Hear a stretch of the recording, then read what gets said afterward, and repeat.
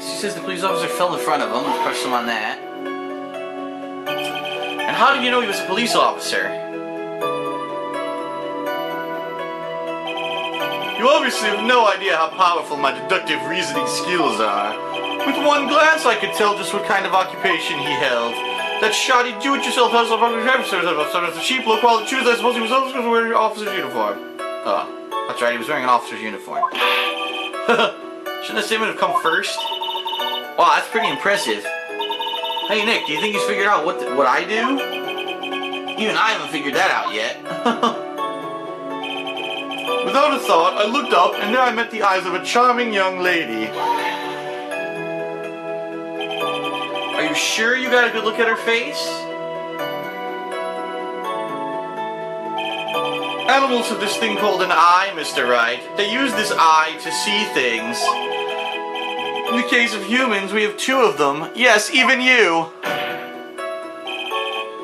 I don't care if I have them or not. Did you or did you not get a clear look at her face?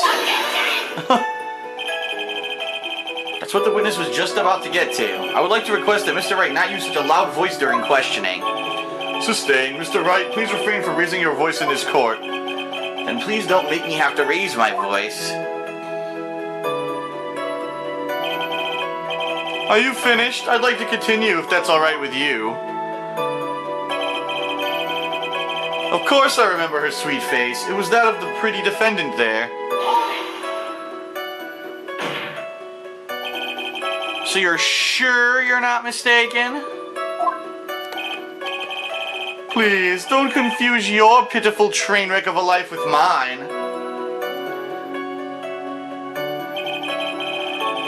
I'm what you call a famous brand name product, while you're only a cheap imitation. There's no way someone as magnificent as myself could have made a mistake. Of course, of course. Oh, of course. Did you notice anything else of interest, witness? The only other thing I saw was the banana that fell with the police officer. Banana?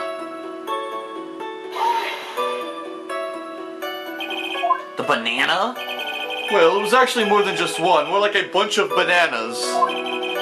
Now what would a bunch of bananas be doing there? And why would I know such a thing? I'm only telling you what I saw. That's really strange, right? You never mentioned anything about a bunch of bananas. That's it, Nick. He's got to be lying about the bananas. Well, we know what it's going to be. It's going to be the glove. I told you it looked like a bunch of bananas. There's no reason for him to lie about there being bananas at the crime scene.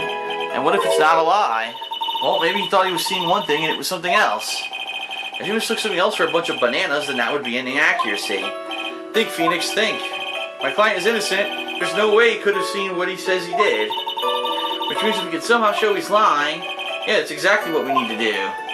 She's right, she's got a sharp mind, but I just wish I could remember who she is. Is everything okay, Nick? Alright, so let's get to the bananas.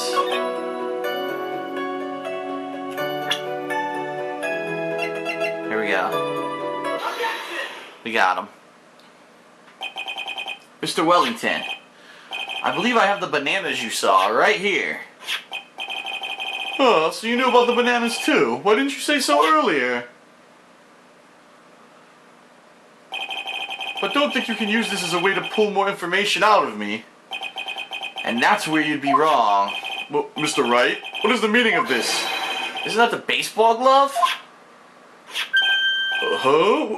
What? A baseball glove? Doesn't it look delicious? Care for a bite? That's not... It's a no! Your Honor, I think this proves one very important fact.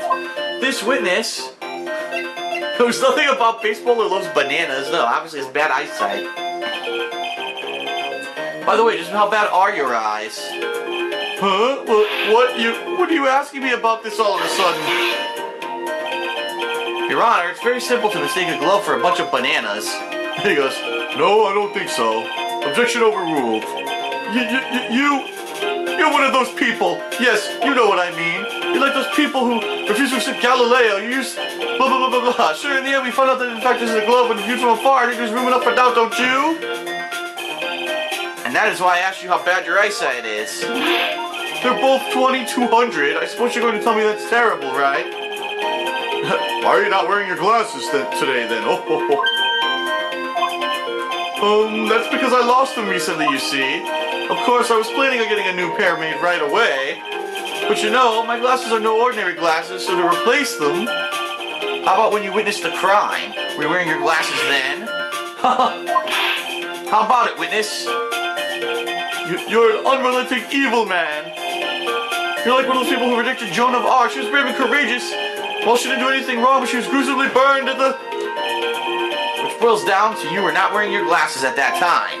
Therefore, the identity of the woman at the scene of the crime and that of the defendant cannot be proven to be the same by this witness. But the height difference was only 9 feet. It was very possible for him to see the face of the culprit standing on the upper path. Witness? Please be more accurate with your testimony. Remember, a person's life is at stake.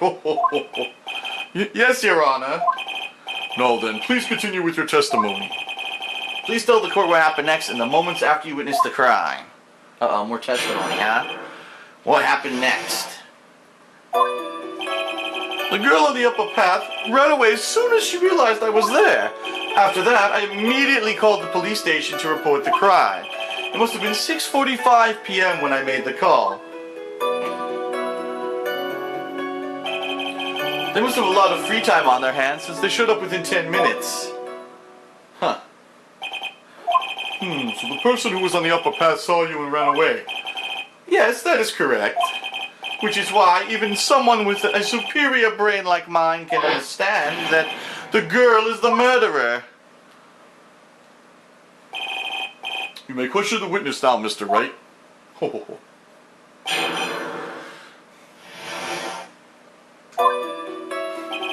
The girl on the upper path ran away as soon as she realized I was there.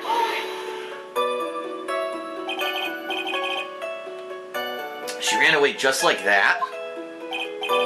Yes, she did. She saw me and flew the nest like the guilty bird she is. Oh, I'm sorry. Was that pun too hard for someone who only got a third-rate education? Actually, that did take me a few seconds to get. Anyway, if she ran away the instant she saw you, how could you tell it was my client? The witness has already answered that question. He stated that the defendant is the culprit. This is true, Mr. Wright. I'm striking your question from the record. Merry Christmas. How can I get more information out of him? After that, I immediately called the police station to report the crime. Immediately? As in?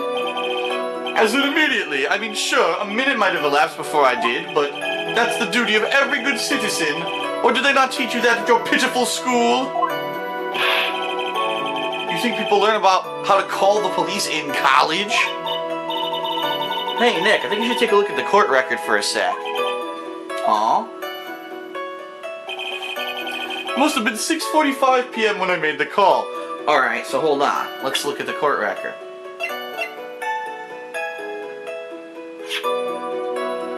He died at 6:28, okay?